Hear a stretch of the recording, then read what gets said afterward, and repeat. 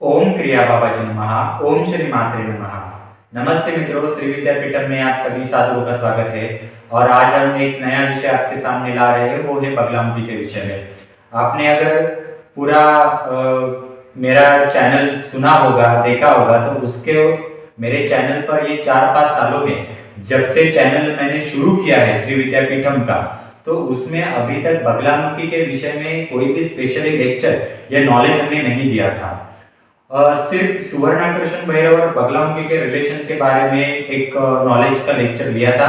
बाकी स्पेशली बगलामुखी के विषय में कोई नहीं दिया था। आज देखिए, मैंने पीला ड्रेस पहना हुआ है, तो इससे आप समझ गए होंगे कि आज मैं बगलामुखी के विषय में बात करने वाला हूँ। कभी भी आपको मैं बताता हूँ मित्रों, जब तक आपको किसी विषय का एक रूट लेवल तक या बेसिक लेवल तक प्रॉपर नॉलेज नहीं है और उसकी पहचान आप उस नॉलेज की नहीं है और वो नॉलेज आपको ही पता नहीं वो क्या है, तो आप दूसरों को क्या देंगे।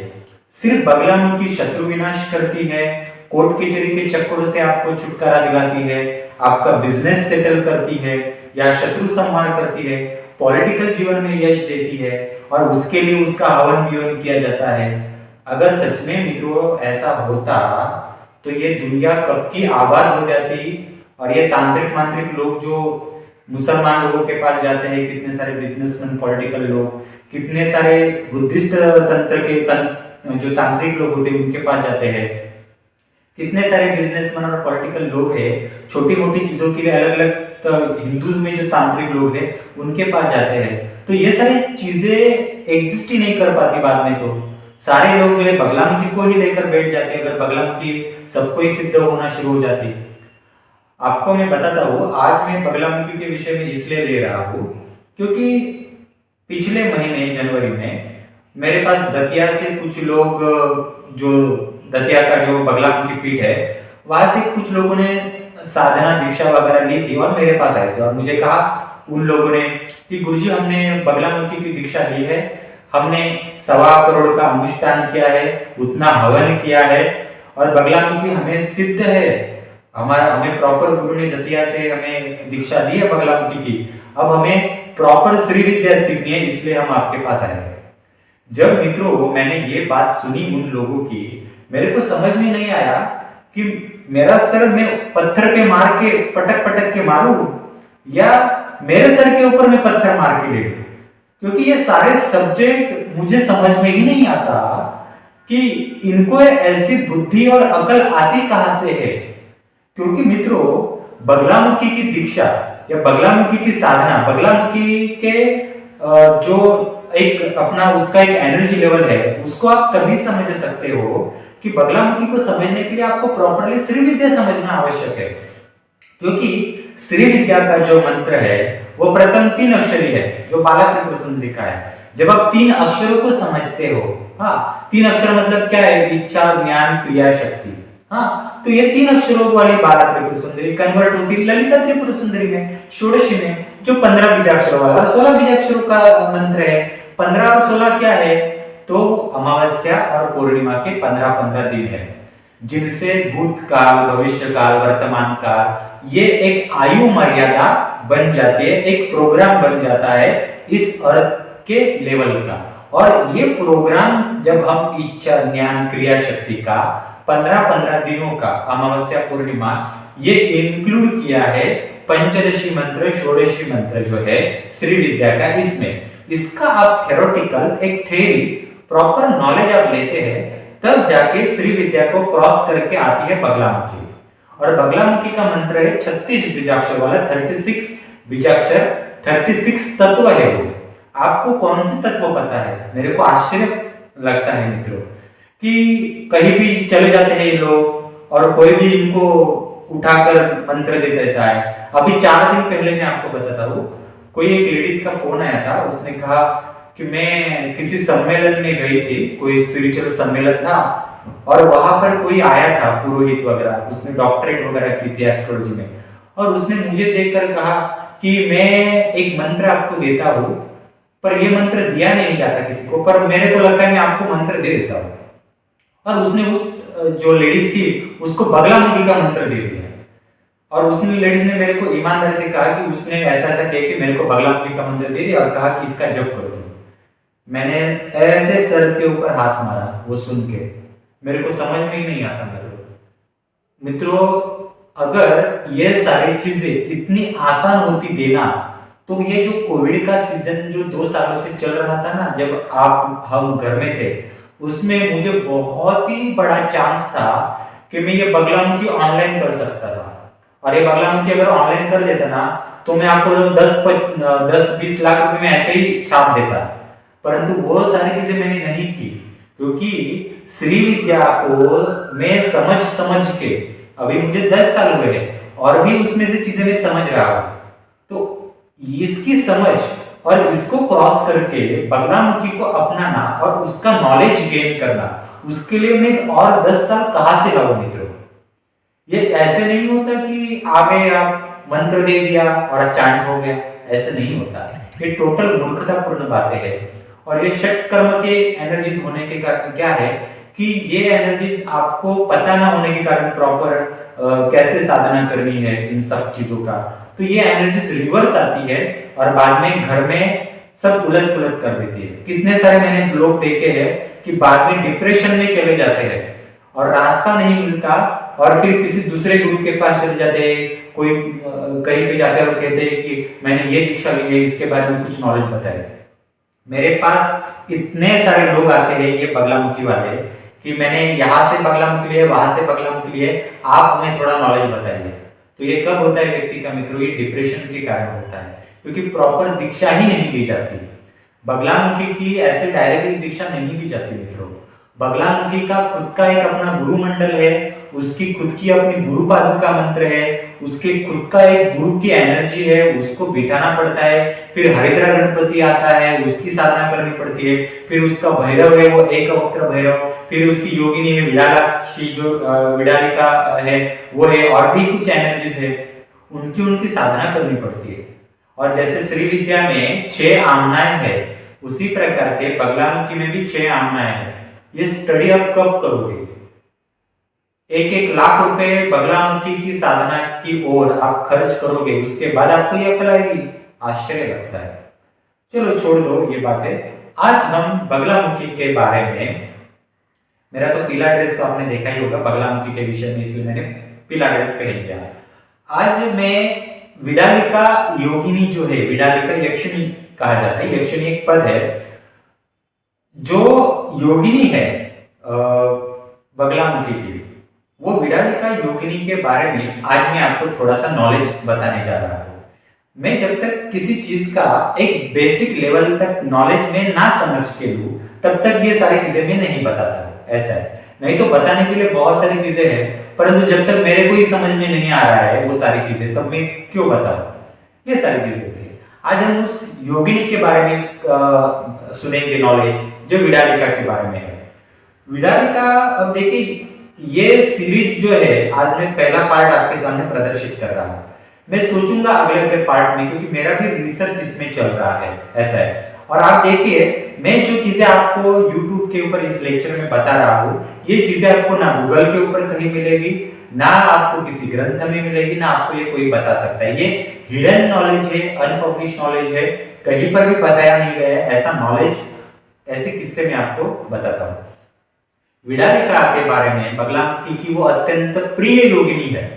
हाँ, उसके बारे में बताने से पूर्व मैं एक किस्सा आपको सुनाना चाहता हूँ। ये किस्सा कौन सा है? तो किस्सा सुनने से पहले हमारा YouTube चैनल सब्सक्राइब कीजिए और शेयर कीजिए। और जिनको हमारे श्री विद्यापीठम से साधना करनी है, तो वो सिद्धकुंजी का साधना हमारे श्री विद्यापीठम से कर सकता है। ये बुक है श्री सिद्धकुंजिका का, इसमें प्रॉपरली कुल देवी के लिए पूरा उपासना सिखाया है, सिद्धकुंजिका का उपासना सिखाया है, नारायण मंत्र का भी इसमें उपासना सिखाया है। पूरा ऑनलाइन कोर्स है, इसका लाभ ले सकते हैं। इवन आप ये जो दुर्गा सप्तशती साधना का कोर्स है, इसका भी लाभ ले सकते हैं। पूरा प्रॉपरली आप अपनी देवी की साधना कैसे करनी है, ये प्रॉपर वे से हमारे यहाँ सीख सकते हैं। तो बाकी तो अभी नवरात्रि चल रही है, गुप्त नवरात्रि, तो इसके लिए उच्चिष्ट चांडलनी, लघु मातंगी का भी साधना है। तो हम शुरू करते हैं उस किस्से के बारे में। विडालिका का नॉलेज लेने से पहले ये किस्सा एक बार थोड़ा सा आप जरूर सुन लीजिए, जरूरी है, क्या पता आप उसमें से क्या सीख पाए। ये किस्सा जो है ना, ये धीरू भाई अंबानी के बारे में है। धीरू भाई अंबानी अपने जीवन काल में जब उन्होंने बिजनेस एम्पायर खड़ा किया था और बहुत यश मिल रहा था उनको, गाड़ी दौड़ पड़ी चल रही थी, एक बार वो वृंदावन चले गए थे। वृंदावन में कुछ दिन रहे, वहां पर उन्होंने भागवत कथा सुनी। भागवत कथा सुनने के बाद उन्होंने श्री कृष्ण राधा इनका वर्णन सुना और वो भाव विभोर हो गए। वहां से उड़ गए और वृंदावन से आगे वो बरसाना तक चले गए। उस टाइम आई थिंक 40-50 साल पहले इतनी कोई आबादी नहीं थी, इतना कोई डेवलपमेंट नहीं था, तो आप अंदाजा लगा सकते हैं उस टाइम बरसाना वृंदावन की क्या माहौल हो सकता है। तो बरसाना चले गए। बरसाना में वो जब चले गए तो उस जंगल में अकेले ही वो रोना शुरू कर दिया और वो राधा को पुकारना शुरू कर दिया उन्होंने कि तुम मेरी पुत्री बन जाओ। देखो, तुम तो मेरी पुत्री अब बन नहीं सकते, परंतु मुझे कोई एक लड़की दे दो कि जिसकी सेवा मैं तुम्हारे रूप में कर सकता हूँ। उसका लाड प्यार, उसका श्रृंगार, उसको क्या खाना चाहिए, क्या पहनना चाहिए, ये सारी सेवा में तुम ही वो हो ऐसा समझ के मैं करना चाहता हूँ। तो मुझे एक लड़की दे दो मेरे झोली में। ऐसा वो बहुत रोना शुरू कर दिया। शायद ये किस्सा उनके बेटों को भी पता नहीं, उनकी ऑटोबायोग्राफी में नहीं है, परंतु ये हिडन किस्सा है और ये रियल स्टोरी है, मैं आपको बता रहा हूँ। हाँ, बाद में वो बरसाना से वृंदावन आ गए, वृंदावन से मुंबई अपने घर आ गए। अपने घर मुंबई में आए, उसके बाद उनका जितना बिजनेस एम्पायर था, आई थिंक उस टाइम कई हजार करोड़ का उनका एम्पायर था, वो एक महीने में आधे के बराबर हो गया। आधा लॉस हो गया उनको। जितना बिजनेस एम्पायर वृंदावन तक जाने से पहले था, वो आधे के बराबर हो गए कुछ ही 10-15 दिनों में, और एक महीना होते होते वो आधे से भी नीचे आ गए। और ऐसी अवस्था उनकी आ गई कि बैंक, साहूकार या जहां से पैसा उठाया था वो आदमी, वो कंपनी या बैंक घर में कभी भी आ सकते थे। हाँ, और उनको कोई इंडस्ट्री बेच कर उनको पैसा देना पड़ सकता था। इतना भारी भक्कम लॉस जो था वो चल रहा था। इतना तक उन्होंने सोचा था कि सब कुछ बेच देते हैं, कोई ऑर्फेनेज वगैरह होते, संस्था होती है बड़ी, उनको ये सारा सेल आउट कर देते हैं और उनको और उनके फैमिली को जितना पैसा चाहिए उतना सेव रखते हैं और घर में बैठ जाते हैं, कोई किसी के चक्कर में ना पड़े। ये तक उन्होंने सोचा था। और इस बीच क्या हुआ कि इनके बारे में बहुत सारे रूमर्स धीरू भाई के बारे में इंडस्ट्री में फैल रहे थे, दुनिया भर में फैल रहे थे। हाँ, तो उनके भी कॉम्पिटिटर बहुत सारे लोग थे। तो और ऐसा हो रहा था कि ये जो बड़े बड़े बिजनेसमैन होते हैं ना, तो इनके अपने अपने तांत्रिक लोग होते थे।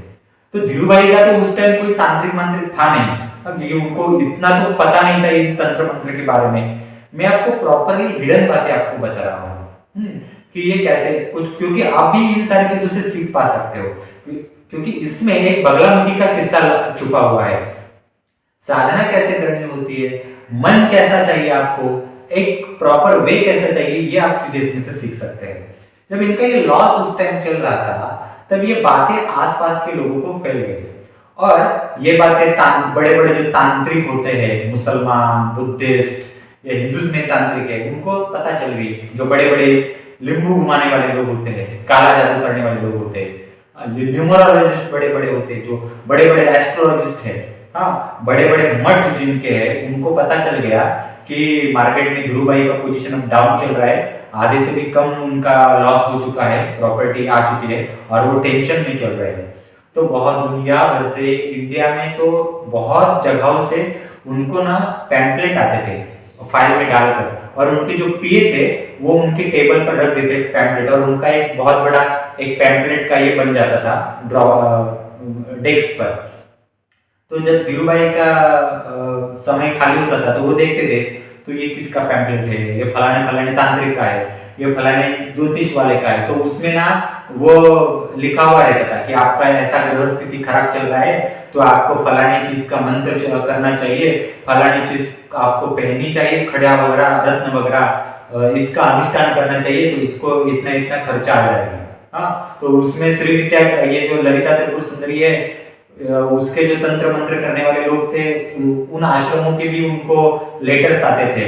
हाँ, वो लेटर्स देखते थे धीरू भाई। हाँ, फिर बगलामुखी के भी लेटर्स आते थे। बगलामुखी के तो वो पीली साड़ी पहने हुए, पीताम्बरा पिट वगैरह नाम से काफी सारे एमपी से भी आते थे, गुजरात से भी आते थे, और साउथ इंडिया कर्नाटक आंध्र प्रदेश से भी पीताम्बरा बगलामुखी पिट के कुछ ऐसे फाइल्स आते थे, और वो एस्टिमेट निकाल कर देते थे कि आपको ऐसा सब प्रॉब्लम्स है ना, तो आपकी ग्रह स्थिति बिगड़ गई है, शत्रुओं ने आपके ऊपर बहुत सारा ब्लैक मैजिक किया है, और ये ब्लैक मैजिक आप बगलामुखी के विद्या से ही उतार सकते हो। ऐसे ऐसे उनको बहुत सारे फाइल्स आते थे। धीरू भाई क्या करते, धीरू भाई को समझ में नहीं आता था। धीरू भाई तो ना ललिता त्रिपुर सुंदरी के भक्त थे, ना बगलामुखी के भक्त थे, वो तो किसी और की भक्ति करते थे। तो इसमें समझ में नहीं आया। बरसाने से आने के बाद उनको इतना बड़ा लॉस होना शुरू हो गया कि कोई आदमी उस टेंशन में किसी तांत्रिक के पास जाएगा, कोई हवन विवन करेगा। परंतु मैं आपको बताता हूँ, धीरू भाई जी जो थे वो किसी के पास गए नहीं। उन्होंने अपने शादी में जो हवन हुआ था उसके बाद मरते दम तक कोई अनुष्ठान किसी पुरोहित के द्वारा नहीं किया, ना किसी मंदिर में उन्होंने इस टाइप के लिए कोई हवन के लिए ये किया। कभी उन्होंने शादी के हवन के बाद कोई हवन नहीं किया, किसी अनुष्ठान का हवन नहीं किया। मित्रों, मैं आपको ये अंदर की बात आपको बता रहा हूं, ये बहुत बड़ी बात है। किसी चीज को समझने के लिए थोड़ी बुद्धि अपनी लगती है। मैं इसलिए मैं कहता हूं ना कि माता पिता अपने पहले गुरु होते हैं, और माता पिता आपको जब कुल संस्कार सिखाते हैं, एक समझ देते हैं, तो दूसरी गुरु आपकी अपनी बुद्धि और अपनी अकल होती है, और उसके बाद तीसरी गुरु बनती है अपनी कुल देवी। और कुल देवी जब आपके सामने प्रत्यक्ष हाजिर हो जाती है आपके अपने तत्व लेकर, तो वो आपको चौथे गुरु की पहचान करवा कर देती है। इस तरह से ये चलता है। तो धीरू भाई तो इस चक्कर में नहीं गए। उस टाइम मैं आपको बताता हूँ, उस टाइम तिब्बत से उनको लेटर्स आते थे। इवन क्योंकि धीरू भाई का काम वर्ल्ड लेवल पे चलता था, उनके जो बिजनेस डील वर्ल्ड लेवल पे चलते थे, और वर्ल्ड लेवल पे जो बड़े बड़े कंपनीज होती थे उनके भी तांत्रिक लोग होते थे। जैसे कि आपको मैं बताता हूँ, ये सैमसंग, ये सोनी, ये एलजी, हाँ, ये जो कंपनियां है, ये चाइना, जापान, ताइवान की कंपनियां है, ये सालों से मार्केट में आज भी अपने पैर टिकाए हुए हैं और फेमस है। आप में से कितने सारे लोग जब कोई इंस्ट्रूमेंट खरीदने के लिए, अप्लायंसेस खरीदने के लिए मार्केट में जाते हो, तब सैमसंग, एलजी और सोनी के अलावा कौन सा आप पूछते हो? बाकी कितनी कंपनियां जो है आकर चली गई, परंतु ये तीनों कंपनियां आज तक चल रही है। हाँ, एक पीढ़ी जो है, हाँ, एक पीढ़ी पूरी की पूरी चली गई, मेरी नई पीढ़ी शुरू हो गई, फिर भी ये कंपनियां वैसे की वैसे टिकी हुई है। क्यों टिकी हुई है? सिर्फ टेक्नोलॉजी पर नहीं टिकी हुई है, इनके पीछे ये बुद्धिस्ट लामा लोगों के तंत्र मंत्र विद्याएं होती है, एनर्जी होती है, वो वर्क करती है। ये इतना आसान नहीं है मित्रों कि सिर्फ चल पड़े, भगवान को नमस्कार कर लिया और हो गया, ऐसा नहीं होता। बहुत सारी चीजें अंदर चलती है।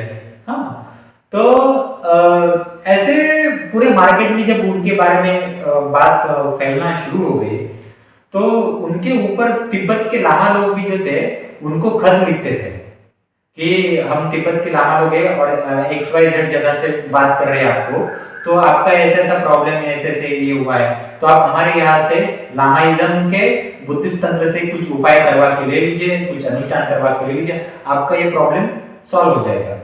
इवन मैं और अंदर की बातें बताता हूँ मित्रों कि इजिप्ट के इस्लामिक जो तांत्रिक लोग हैं वहां से भी उनको खत आते थे। वहां से जो खत आते थे वो कुछ कुछ दिनों के गैप से वहां से उनको इनडायरेक्टली भेजा जाता था। वो तंत्र मंत्र की एनर्जी इतनी बड़ी होती है ना कि आपको जरूरी नहीं है वो फिजिकल फॉर्म में ही जो लिफाफा है वो भेजा जाए। हाँ, वो ऑटोमेटिकली टेलीपोर्टिंग भी हो सकता है। इतने आज भी वो एनर्जी चलती है, ना चलती है ऐसा नहीं है, चलती है। तो धीरू भाई ने किसी भी चीज को ध्यान नहीं दिया। एक बार उनके मन में आया था, परीक्षा चलती है ना, तो परीक्षा चलती है, तो एक बार उनके मन में आया, एक बार देख लेते हैं कि ये बगलामुखी है कौन। तो एक बार वो एमपी में एक बड़े तांत्रिक के पास चले गए, उनका कोई आश्रम था बगलामुखी का, पीताम्बरा का। चले गए वहां पर, उन्होंने उनसे परामर्श लिया अपनी कुंडली वगैरह दिखाकर, तो उन्होंने कहा कि आपको इतना इतना खर्च आएगा, ऐसा प्रॉब्लम है आपको, तो ये आप कर लीजिए और मैं आपको एक यंत्र दे दूंगा, उसको मैं पूरा सिद्ध विद्ध करूंगा, तो आप अपने घर में रखिए और आपका बिजनेस चल पड़ेगा। तो उन्होंने उनकी बात सुनी, घर पे आ गए। घर पे आने के बाद उनको और तकलीफ होना शुरू हो गया, ऐसा है। तो वो तकलीफ जब शुरू हो गया, तो फिर धीरू भाई ने उस तांत्रिक से पूछा, ऐसा मेरे को तकलीफ हो रहा है। तो उन्होंने कहा कि आप ने वो जो बगलामुखी का यंत्र वगैरह है वो लिया नहीं ना हमसे, तो इसलिए इसके कारण तकलीफ हो रहा है। हाँ, तो धीरू भाई ने उस तांत्रिक से कोई भी 1 रुपया खर्च करके कोई भी कुछ नहीं लिया। उन्होंने बाद में एक ये किस्सा छोड़कर किसी के पास चले नहीं गए, किसी से कुछ भी नहीं करवाया, कोई हवन बिवन नहीं करवाया। इवन अपनी पत्नी को भी कहा जाना भी मत किसी के पास।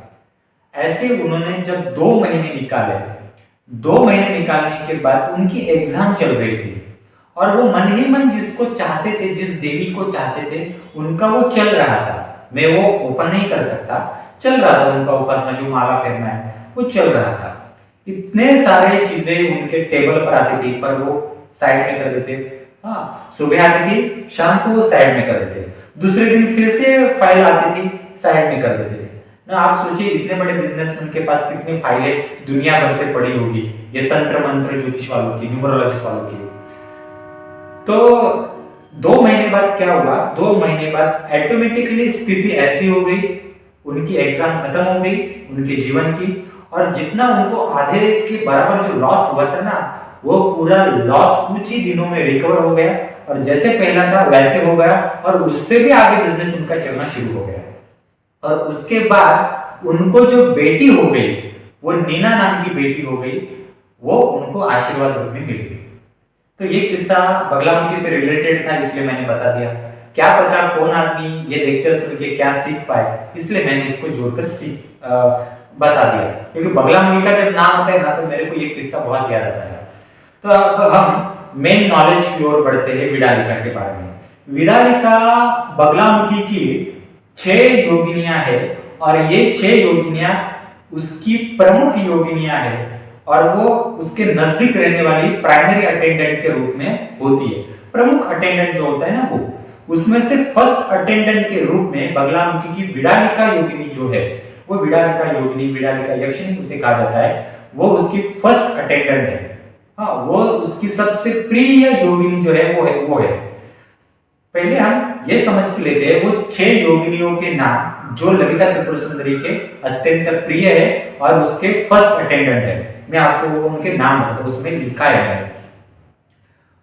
पहली जो योगिनी है वो क्रुधनिता है, सेकंड योगिनी नादराती द्रात है, थर्ड योगिनी द्रढ़ीत्योष है, चौथी मशुलकम्मेशी है, 5वीं कालशम्मा शुरी है, और 6वीं जो योगिनी है वो विडालिका है। एक्चुअली ये फर्स्ट योगिनी है विडालिका। ये इस तरह से ये 6 योगिनियां है, और इसमें से विडालिका ये जो है ये जो 6 योगिनियां जो है ना, ये ललिता का पूरा साम्राज्य, ये पूरा बगलामुखी का साम्राज्य देखती है। हाँ, ये बगलामुखी की सबसे प्रिय योगिनियां है। इसमें से जो विडालिका है, हाँ, ये विडालिका योगिनी बगलामुखी की जो आधी एनर्जी जो है वो विडालिका है।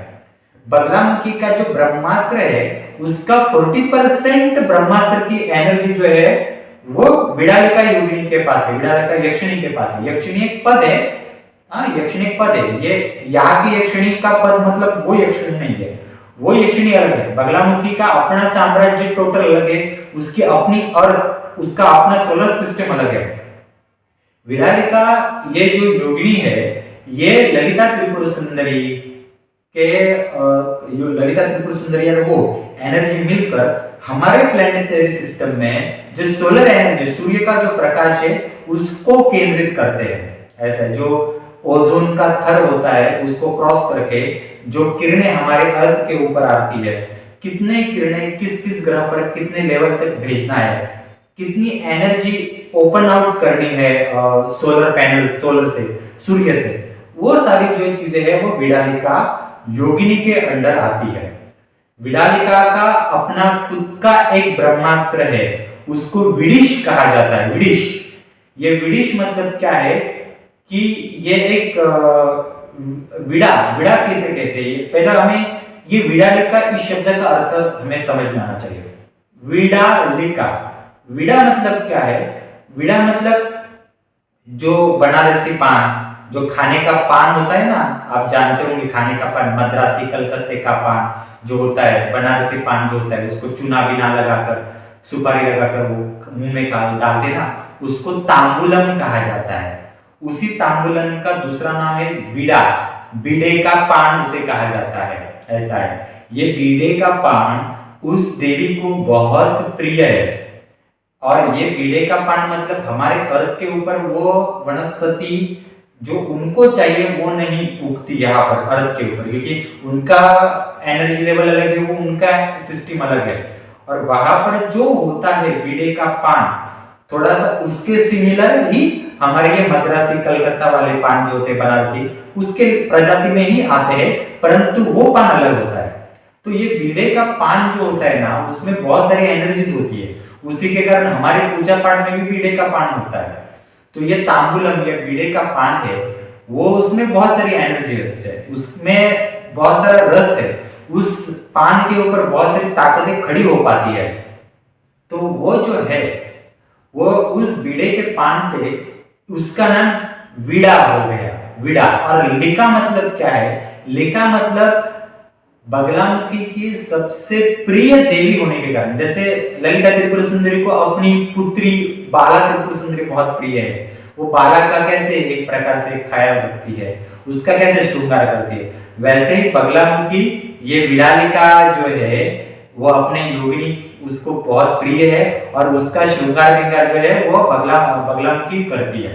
तो लिका मतलब क्या है? श्रृंगार करना, अपने प्रिय व्यक्ति का, अपने प्रिय देवी का, अपने प्रिय देवता का ये श्रृंगार करने को कहा है लिका। ऐसा विड़ा और लिका जोड़ के विडालिका कहा जाता है। और विड़ा, इसमें एक जो विष होता है, जो पॉइजन होता है, जहर होता है, जो रस होता है, हाँ, उस रस को कहा गया है, वो रस कॉन्सेंट्रेट करके जो अस्त्र बनता है उसको कहा है विडिश।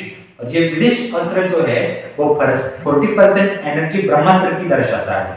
वो विडिश नाम का अपना एक खुद का उस विडालिका का अस्त्र है। इस प्रकार से ये विडालिका का नाम का ये है। विडालिका का अगर आप देखेंगे तो मैं थोड़ा सा आपको बताता हूँ, उसके 4 हाथ है, और इस 4 हाथों में एक हाथ में पाश है, दूसरे हाथ में कल्प नाम का अस्त्र है, तीसरे हाथ में धनुष है, और चौथे हाथ में ये विडिश नाम का ब्रह्मास्त्र है। जो ये धनुष है उसको बहुत प्रिय धनुष है, और वो धानुर्य उसका नाम है। और बगलामुखी की तो फर्स्ट अटेंडेंट है ये। और जो हम बगलामुखी के बारे में आप नॉलेज पढ़ते हो ना, तो उसमें आता है ना बगलामुखी के भैरव का नाम एकवक्त्र भैरव है। तो वो जो एकवक्त्र भैरव जो है ना, वो एकवक्त्र भैरव ये विडालिका योगिनी जो है इसके अंडर वो आता है, वो उसको दिया है बगलामुखी ने। इवन बगलामुखी की बहुत प्रिय पुत्री होने के कारण, योगिनी होने के कारण विडालिका, बगलामुखी ने विडालिका को अपने सिंहासन के बराबर मुकुट तक दिया है, परंतु विडालिका उसको पहनती नहीं है, क्योंकि वो मान सम्मान एक होता है ना, उसके कारण। बगलामुखी के बाद बगलामुखी का जितना भी बड़ा साम्राज्य है उसके ऊपर बगलामुखी के बाद अधिकार आता है विडालिका का। तो विडालिका का अपना जो साम्राज्य है वो इतना बड़ा है। और आगे आपको अगर बताऊं तो विडालिका के अंडर यांशी, कांशी, मानशी और तोनशी, ये 4 भैरविया विडालिका के अंडर आती है। और इन्हें 4 भैरविया जो है, इनके भैरव भी जो है वो भी विडालिका के अंडर आती है। और ये जो विड़ा नाम का जो पान होता है, वनस्पति होती है, हाँ, जो भी मैंने बताई आपको, उसको एक फूल आता है। ये जो फूल आता है ना, ये फूल विडालिका को बहुत ज्यादा प्रिय है। इसको तांबुल्य वनस्पति भी कहते हैं, इस विड़े के पान को तांबुल्य वनस्पति भी कहते हैं। और ये तांबुल्य वनस्पति जो है, ये वनस्पति जो विडालिका के पास है, इस वनस्पति के द्वारा विडालिका योगिनी जो बगलामुखी की है, वो ललिता त्रिपुर सुंदरी का साम्राज्य कैसे मॉनिटर करना है वो देखती है। अब सोचेंगे कि ललिता त्रिपुर सुंदरी के साम्राज्य और बगलामुखी के साम्राज्य का क्या संबंध है? तो साम्राज्य का बहुत बड़ा महत्व है मित्रों। जब तक आप ललिता त्रिपुर सुंदरी का श्री विद्या का नॉलेज परफेक्टली नहीं लेते, तब तक आप बगलामुखी की साधना नहीं ले सकते। वो एक अबाधित नियम है मित्रों, इसलिए आपको इसका थ्योरी लेना पड़ता है, उसके बाद ही उसको जा सकते हो।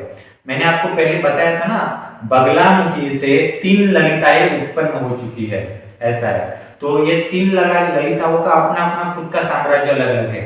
तो हमारे अर्थ के ऊपर और हमारा जो सोलर सिस्टम है, प्लैनेटरी सिस्टम है, उसके ऊपर कमांड करने वाली जो ललिता है, हाँ, ऊपरी 2 ललिता नहीं, हमारे ऊपर जो अर्थ को बैलेंस करने वाली जो ललिता है, हाँ, उसको भी कहीं से कुछ चीजों के लिए एनर्जी आती है, क्योंकि ब्रह्मांड बहुत है, यहाँ एनर्जी, यहाँ तत्व बहुत सारे हैं, तो उनको बहुत सावधानी से, एक ललिता खुद ये सारे काम नहीं कर सकती, उसको और भी कई से एनर्जीज लगती है, किन किन चीजों की मदद लगती है, बहुत सारी चीजें यहाँ पर है। और सिर्फ यहाँ का एक ही प्लैनेटरी सिस्टम नहीं है, और भी प्लैनेटरी सिस्टम है, सोलर सिस्टम है, हाँ, और भी अलग अलग लेयर्स होते हैं, वहां भी ललिता के अधिकार चलते हैं। ऐसे बहुत बड़ी मिनिस्ट्री, बहुत बड़ा साम्राज्य होता है, और इसमें सिर्फ ललिता अकेली काम नहीं करती, एक झुंड होता है, उनका अपना एक मैनेजमेंट होता है, एक अलग अलग मिनिस्ट्री होती है। तो इस प्रकार से ये सारी चीजें हैं। और ये जो तांबुल्य नाम का जो वनस्पति होती है, ये वनस्पति विडालिका के पास होने के कारण ललिता के अस्त्र शस्त्रों को बैलेंस करना, ललिता का महल, श्रीयंत्र में कुछ तत्व ऐसे हैं जो ललिता के लेवल पे चलती है, तो उन चीजों को बैलेंस करने का काम बगलामुखी ने विडालिका को दिया, और विडालिका ललिता की ये चीजें जो है वो बैलेंस करती है, और उसके पास ये ऑथोरिटी है। इस प्रकार से मित्रों ये विडालिका के बारे में जानकारी हो गई। और जब आप बगलामुखी की साधना करते हो तो श्री विद्या की साधना करनी बहुत आवश्यक है। उसके बाद बगलामुखी की साधना में हरिद्रा गणपति की साधना पहले आएगी। गुरु पादुका मंत्र है बगलामुखी का, गुरु पादुका के बिना तो बगलामुखी की शुरुआत तक नहीं होती। हरिद्रा गणपति की साधना, उनके बाद एक वक्त भैरव की साधना है, सुवर्णाकर्षण भैरव की साधना है, वो भी बगलामुखी के अंडर आते हैं। फिर ये विडालिका की साधना है, और फिर कहीं जाकर जो है वो बगलामुखी की साधना आती है। इस प्रकार से डायरेक्टली किसी गुरु के पास बैठकर कोई भी ऐसे ये सारी चीजें नहीं देता मित्रों। आपके पास 2-4 करोड़ है, इसलिए आप किसी कॉलेज में जाकर मेरे को डॉक्टर की पदवी दे दीजिए, डिग्री दे दीजिए, मुझे एमबीबीएस डॉक्टर का ये 2 करोड़ ले लीजिए और मुझे डॉक्टर बना दीजिए, ऐसे नहीं होता मित्रों। समझ गए? वो आपको, आप मुझे बताइए, आपको अगर डॉक्टर की पदवी डिग्री दे दी और आपको कुछ सिखाया ही नहीं, और आपने क्लिनिक ओपन या हॉस्पिटल ओपन कर लिया, आपको इंजेक्शन देना ही नहीं आता, वो इंजेक्शन में कौन से प्रकार होते हैं ये भी पता नहीं है, कॉम्पोजिशन कौन सा होता है ये भी पता नहीं है, हाँ, तो आपको लोग गालियां देंगे। हाँ, ये सारी चीजें तो ऐसा होता नहीं ना। तो फिजिकल लेवल में ऐसा नहीं होता। तो आप सोचिए, फिजिकल वर्ल्ड को चलाने वाली इतनी बड़ी कायनात और इतनी बड़ी शक्ति, इतनी बड़ी महाविद्यालय है, तो उनका भी अपने कायदे कानून, उनका भी अपना लॉ जो होता है ना, तो उनमें भी कुछ चीजें होती है। तो इस प्रकार से होता है, ये ऐसे शॉर्टकटली भागा नहीं जाता। इसलिए मैं कहता हूँ प्रॉपर नॉलेज लीजिए मित्रों, और नॉलेज लेकर प्रॉपर कोई साधना कीजिए और आगे बढ़िए। मंत्र के रट्टा मारने से विद्याएं खड़ी नहीं होती। अब आपके ब्लड में जो पुश्तों से आया हुआ खून है, उसमें न जाने कितने पीढ़ियों का मेमोरीज है, कितने पीढ़ियों का दोष है, वो क्लियर करके आपको जो गॉड गिफ्ट में जो कुल शक्तियों से, कुल परंपरा से जो तत्व मिले हैं, उन तत्वों को खड़ा करना बहुत आवश्यक होता है, और वो आपको गाइडेंस देते हैं और आप आगे बढ़ते हो। तो आज ये पहले पार्ट में मैंने विडालिका के बारे में ये नॉलेज दिया। ये नॉलेज गूगल के ऊपर कहीं पर भी नहीं है, यूट्यूब पर भी नहीं है। हमारा चैनल सब्सक्राइब कीजिए, शेयर कीजिए, और जिनको भी अपने जीवन में प्रॉपर साधना शुरू करनी है, वो हमारे श्री विद्यापीठम द्वारा साधना शुरू कर सकता है। ये दुर्गा सप्तशती की साधना है, वो हमारे श्री विद्यापीठम द्वारा सीख सकते हैं। और ये सिद्ध कुंजिका साधना है, ये भी सीख सकते हैं। इवन सुवर्णाकर्षण भैरव साधना, हरिद्रा गणपति साधना है, महामृत्युंजय साधना है, प्रत्यंगिरा साधना है। इन सारी साधनाओं का आप लाभ ले सकते हैं। और एक कभी ना कभी आपको जीवन में प्रॉपर साधना सीखनी ही पड़ेगी मित्रों, नहीं तो आप बहुत सारे लोग लाखों रुपए खर्च ही करते हैं फालतू चीजों में। तो इन सारी साधनाओं का जो लिंक है डिस्क्रिप्शन बॉक्स में दिया है, मोबाइल नंबर स्क्रीन पर है, मुझे व्हाट्सएप कर सकते हैं किसी भी साधना के लिए।